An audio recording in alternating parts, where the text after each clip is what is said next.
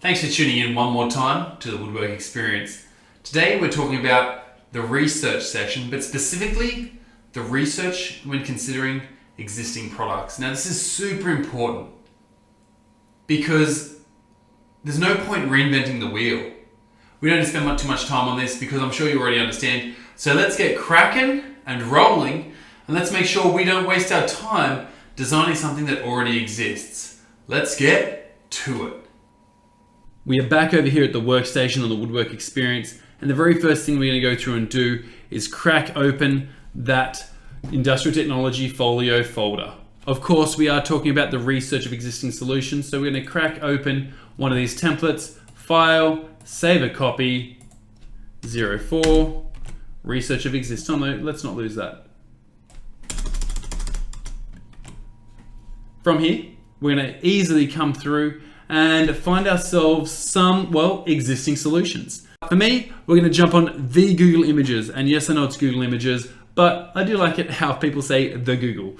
I think it's great. From here, you're going to choose a picture that looks nice, e.g., great looking picture, bad picture. Why is this one a bad picture? Because you can't see the whole table.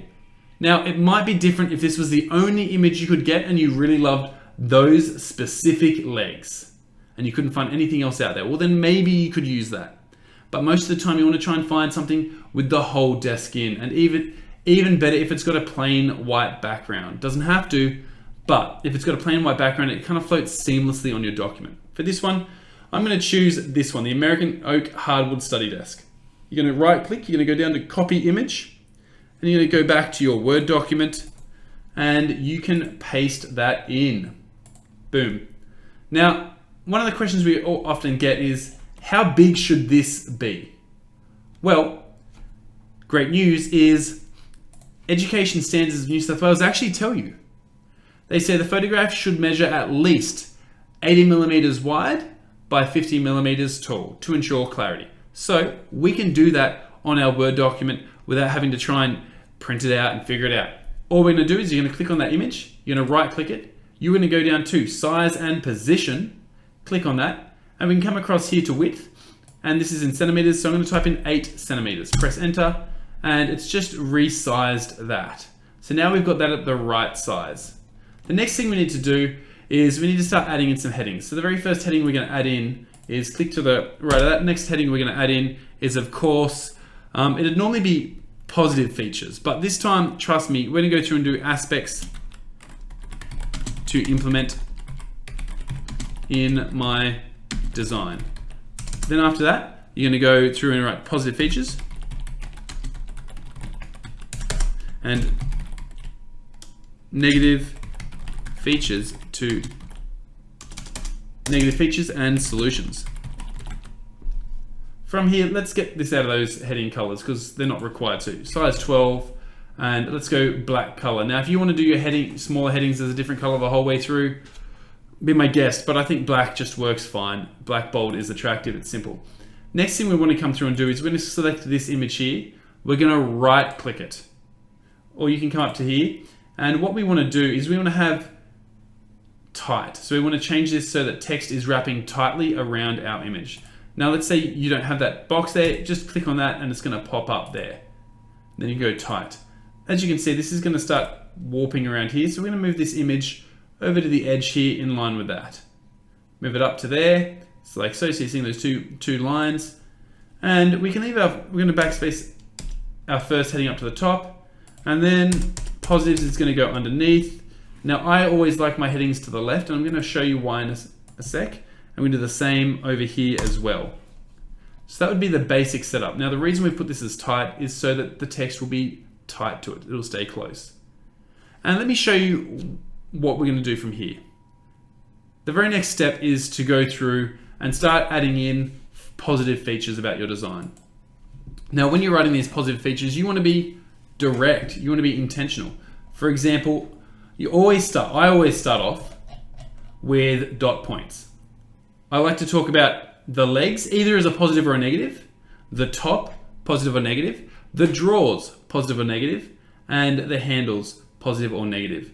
Now, when you're going through this and you're having a look to see what you either like or don't like, If it's part of the table, you need to have an opinion on it. Or part of the product, you need to have an opinion on it. I don't care if you're making this opinion up, but you need to have an opinion.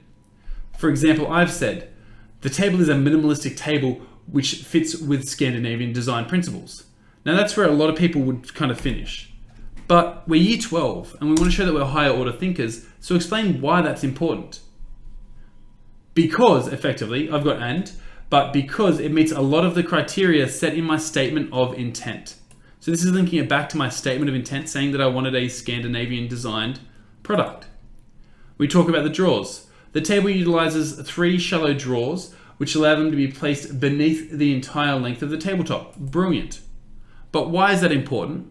Because it allows for leg space. To continue on, this adds a sense of complexity to the design without the storage being overwhelming. So you're explaining why you like things. With the negatives, you're doing the exact same thing. For example, you explain why you don't like them and then what a solution would be. I'm not a big fan of the knobs on the desk. Perfect, you've told me what the problem is, and you've got to tell me a solution. I think that the timber knobs lack presence in the design, so you're explaining why you don't like it, and believe that either metal or painted handle knobs would be more visually attractive. So that's explaining what the problem is, why there's a problem, and how you can overcome it. You need to do this for all of it. And then, as you can see, it goes down, and then obviously we get to the end, and it's like, what aspects do you want to include in your design? Well, I like the shallow drawers, the narrow long tabletop, the detached drawers, and the narrow aprons. So ideally, I'd like to include those in my design. Now, when we're looking at this, as you can see, this information takes up just about a page. We can't even get our ongoing evaluation in there. Like, that's going to cover up some of the text.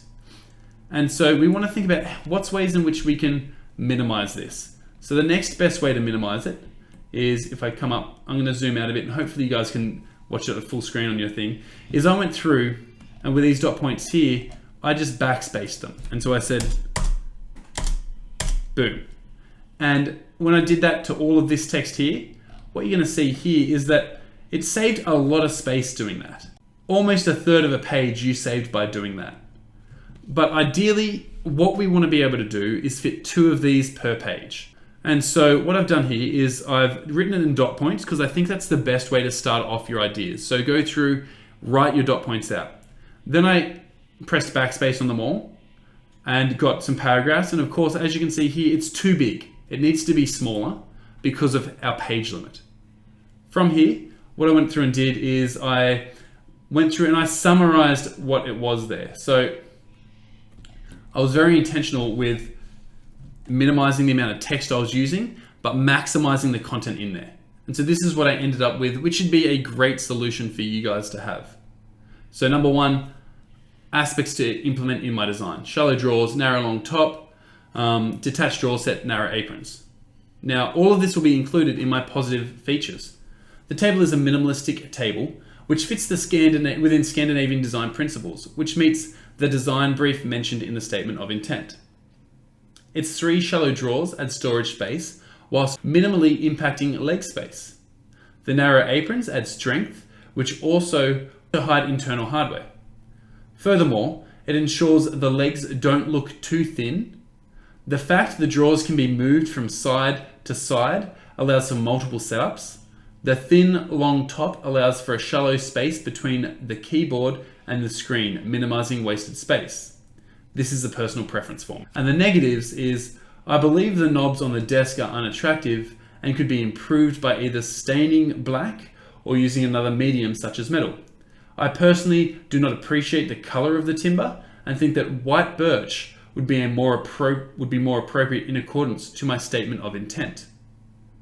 I believe that the drawers should have timber feet to match the desk, as the wheels feel cheap.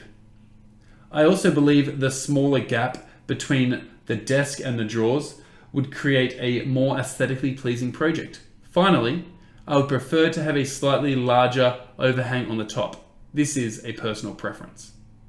And that's perfect. That is absolutely perfect. Now, if you can get 2 of these on a page for 5 or 6 products, you're gonna be smashing this out of the park. I personally would say do 5 and then include an ongoing evaluation at the very end of yours that's quite long. And in that ongoing evaluation, you are going to state exactly what you are going to keep in your product, what you want to aim to have in your product, what features that you've seen on the other desks that you want to have in your product. And that, my friends, is how you do the research of existing solutions. Go crack out 5 or 6 of these. Remember, they should be about half a page each, but packed full of detail. I have faith in you, get it done, and I'll see you in the next episode of the Woodwork Experience.